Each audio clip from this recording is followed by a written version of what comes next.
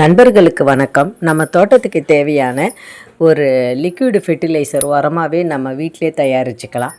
நமக்கு மீந்து போன இந்த பழைய சாதம் இதில் ரொம்ப நிறைய பெனிஃபிட் இருக்குது. இதில் நுண்ணுயிர்கள் நிறைய பெருகும். ஒரு 3 அல்லது 5 நாட்கள் 7 நாட்கள் கூடி வைக்கலாம். வச்சு அது புளிக்க வச்சுட்டு நம்ம அதை கலந்து ஊற்றினோம்னா அவ்வளோ ஒரு நல்ல மண்ணுக்கு நல்ல ஒரு நுண்ணுயிர் பெருக்கத்தை உண்டாக்கும்.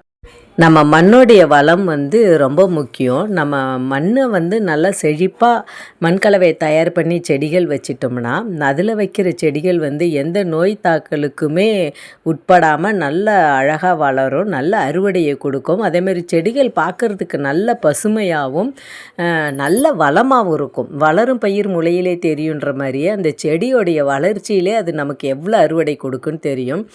இது மாதிரி புளிக்க வச்ச இந்த தண்ணியை நம்ம டைல்யூட் பண்ணி 1க்கு 10% அந்த மாதிரி தண்ணி கலந்து செடிகளுக்கு ஊற்றுனா போதும். செடிகள் நல்லா அதோடைய மண் வளத்தை பெருக்கி பூக்களாக இருந்தாலும் நல்ல கலர்ஃபுல்லாக இருக்கும். காய்கறி அறுவடைகளுமே நல்ல பிரமாதமாக கிடைக்கும். தோட்டமும் நல்ல செழுமையாக இருக்கும். Happy gardening. இயற்கை இறைவனே நன்றி, வணக்கம்.